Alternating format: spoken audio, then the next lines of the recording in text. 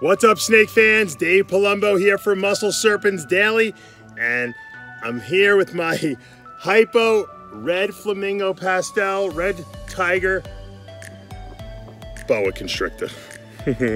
Doesn't get much better than this. I'm in my yard here. We're about to go into the snake room today. Today's topic is snakes that I love. Things that just make me want to come into the snake room every day. The reason we do this and why you should breed and keep the reptiles that you like, not what you think is profitable, not what you think everyone else thinks you should have. You know, a lot of people tell you, don't have any berms, don't have this, don't have that. And you know what? A lot of people, feel like they have to listen to that. They feel like they have to succumb to what the people dictate should be the snakes or the reptiles that we should keep, not the ones that you necessarily want to keep. I tell you, keep the ones you want. If you want to have a huge water monitor and you got the room, do it. If you want a huge berm and you love berms, do it. I do. I'm doing it now. I said, you know what? Screw it. I'm going all in. I love the berms. I've always wanted to do the berms. That doesn't mean I don't love these boas. These boas are also great. Let's take a look and see let's put this girl down on the grass. Like, look at this girl. She's loving being in the grass. I'm giving her the ability to have a beautiful day for herself. She's going in the grass for the first time here in my yard. It's not too hot. The sun's not too bright. It's not cold, although I hear some thunder in the background. And we're having a good time here at Palumbo's Pythons and Boas on this beautiful Friday. Hope you guys have a great weekend planned. And once again, I'm not going to show you a million snakes today, but I'm going to show you some of the snakes that make me passionate about this hobby. I know we hate to use that word, but it's true. You got to have a desire to want to come into your snake room. If it becomes a chore and a job because you're doing it for someone else, not for yourself, then you know what? You're going to fail. If you do what you love, you know what? You'll make your own trends. You'll create your own buzz. You'll change the market because people will see that energy you got for what you do. All right, let's go into the snake room and see what's going on here. All right, as you peer into my egg box here, you see we got some fresh heads. That means we're gonna take a look at this great clutch that we hatched last week. I showed you. This was my Fire Spider Orange Dream Clown male that I bred to a vanilla cream. And I showed you all those great super fires that are probably super fire spiders. Once again, look at that. And that is exquisite. Doesn't get much better than this. And of course, these are all head clown. Look at that. Great super fire. And of course, we produced this amazing looking Orange Dream Vanilla Cream. Fresh shed. Look at that. Look at all those oranges in there. We got the everything one. That was Vanilla Cream, Orange Dream, Spider. Once again, all head clowns. This one's phenomenal, especially post shed. So clean. There's nothing. There's no dirtiness to the pattern whatsoever. This one, that doesn't have the spider in it, you can totally see, way more, little dark spots and pigment spots, but look at that spider, how it cleans that up. Woof! And they're both pretty much, I'm almost positive they're both orange dream. They both look really orangey to me. And look at this guy. Let me get this next one out here. This one is what I believe to be just spider, fire, head clown. I think there's orange dream in there too. Yeah, probably orange dream. And then if you just peer into the egg box, we got a bunch of other super fires. Now you're starting to see the yellow pigment spots on them a little more. That's usually typical super fire. Although this guy doesn't have any. This guy's pretty white. And then we got this one little straggler right here, who is just fire. Really cool head stamp on him. Also, once again, all head clown. Anyone who knows anything about head clowns, head clown makes everything look a little different. It definitely messes with the pattern. It's not just a hidden recessive. You can definitely see the head clown when it's all said and done. Let's get you over here for a group shot. Come on. So this is a great clutch. These will go up on Morph Market probably within the next 2 weeks, if all goes well, and you guys will be able to purchase these. All right, guys, I wanted to show you this lipstick line Sun Glow Boa. It's also 100% het leopard that I got from, well, I produced this year, I should say. The mama, the albino leopard, I got from Tom Burke. This is part of his lipstick line. You can see those really defined looking orange. It looks like someone took a lipstick and drew it on there. Really, really nice looking female that I produced. This is the only baby that lived. There wasn't that many produced, and this was one of the only. She is super healthy. She eats great. It's so weird when you get like one baby out of a clutch, you know, but this is a sun glow, and you can tell by looking at the tail. So all the outlining is in white, and it's het leopard. You can actually, I could tell the het leopards by the bow, you know, the bow tie saddles. And you can see some pigment in here. A lot of times that kind of tips you off, but we know it's 100% leopard because the mama was a leopard. And just really nice. Once again, I'm putting this up for sale. If anyone's interested in picking this up, you can contact me. Really, really nice looking. All right, we're stepping outside to see this next snake. This is one of my males that we put into the breeding season this year. Awesome, awesome. This is a super pastel banana Mojave Heipo clown.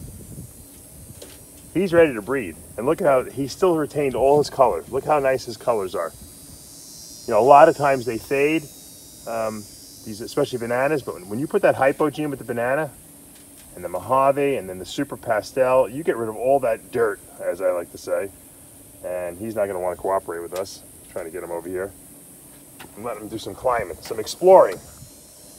I'm going to be breeding him with a bunch of stuff this year, obviously. I love Heipo clowns. I really don't have too much any Heipo clown stuff, so he's going to certainly be helping me to remedy that situation. But sometimes you bring them outside, they smell the fresh air, they feel the sun in their face, and they want to go play.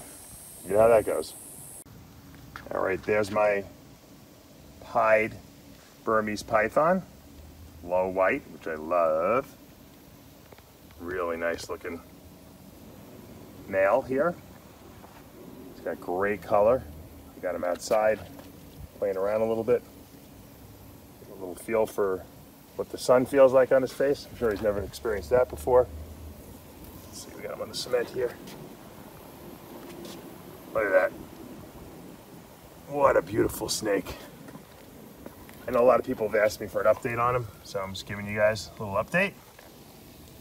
What's going on with him? I got some very interesting ideas for my pied and my berm projects in the future. You guys are going to find out about them shortly in the next couple of months, but I do have a lot going on with that. That's something I'm really interested in getting into and pursuing. At first I was a little shy of the bigger snakes in terms of space, but I have the space here and I just love them. And you know what, you got to do what you love, and that's important. Don't listen to what other people say. You know, you got to do what you love. You got to work with the snakes that you love. Don't worry about what's profitable, what's not profitable. You got to do the projects that you enjoy, and that's the key. You know, when it comes to keeping any animals. Let's look at this guy's underbelly. What a nice, look at it, all white. Super, super nice. Take home message, guys, is don't listen to what other people say. Do what you like to do. That's what it's all about. Do what you love.